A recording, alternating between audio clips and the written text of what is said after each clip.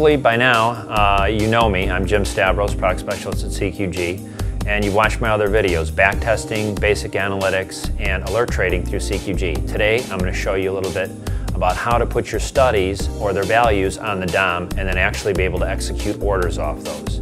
This is really going to help you with your trading because you're going to be able to keep track of that value of, let's say, your Bollinger Band and actually follow that with an order, so you don't have to continually adjust the order like you would with other platforms. So I think you're going to enjoy this. This is going to work well for you.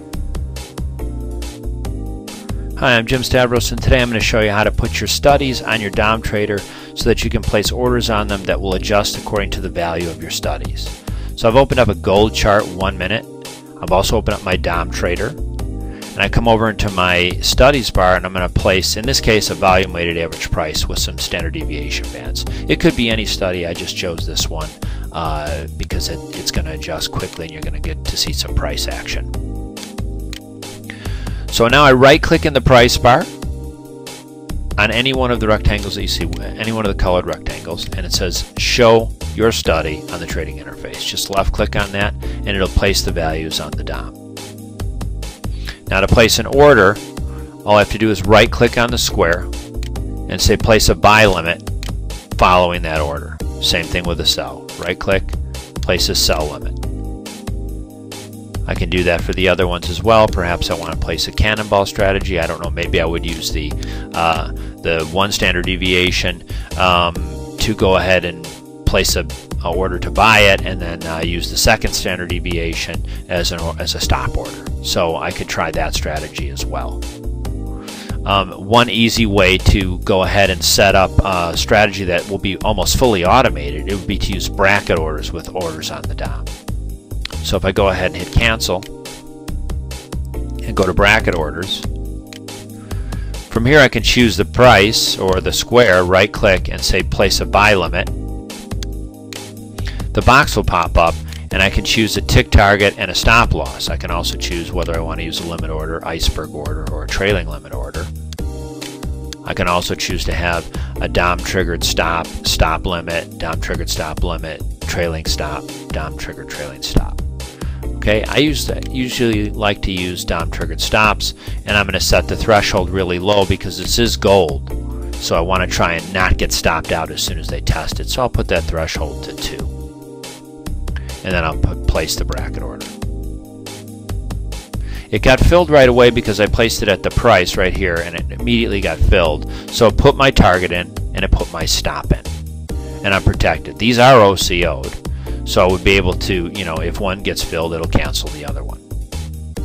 So I think that's the easiest way to use orders on the DOM, is to use a bracket order, because from there you'll be able to manage the trade completely. But some people use it just to exit their trade. So if you're already in a trade and you wanted to say, well, if it got up, if I'm long and it gets up to here and I want to sell it, fine.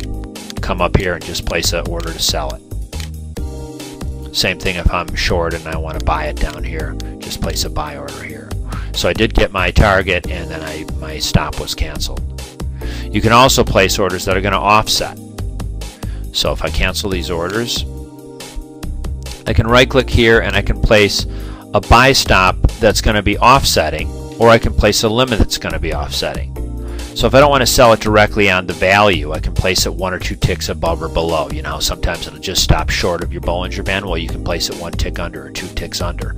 Or maybe you want to get it when it goes over the Bollinger Band, 1 tick above or 1 tick below.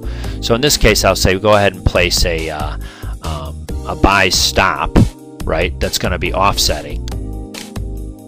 And I choose how many ticks I want to offset. If I want it further away from the market and I'm above the market, I have to put a positive number in there, so 3. Or maybe 2, so it doesn't look like I'm placing it on the blue square. And I place the order, and you can see that it's resting 2 ticks above my current value for my 2 standard deviations. So you can use offsetting, you could use bracket orders, you could place it directly on the study. All of these things are going to help you manage a strategy much better. I'll be able to trade multiple markets using orders on the DOM and automatically executing these trades and knowing that they're safely adjusting according to the value of my study. So I don't have to keep going and looking to see what's the value on that E-mini S&Ps while I'm trying to look at gold, while I'm trying to look at 10 years. It'll automatically adjust the values in each one of those different markets. So I hope you enjoy using this. I do use it every day to trade, and I find it makes it a lot easier, even if you're just using it as a stop or and not a fully automated system like a bracket order. I think you'll find it very useful. If you have any questions, give me a call, 1-800-525-1085. I'm Jim Stavros. Good luck in your trading.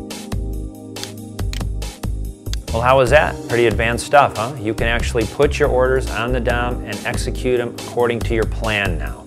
You're not going to be staring at the DOMTrader saying, should I do it or shouldn't I do it? Your order's going to rest, it's going to follow those study values, and it's going to execute it when it's supposed to execute it, not when you think this is a good time or a good plan. Every time's a good plan.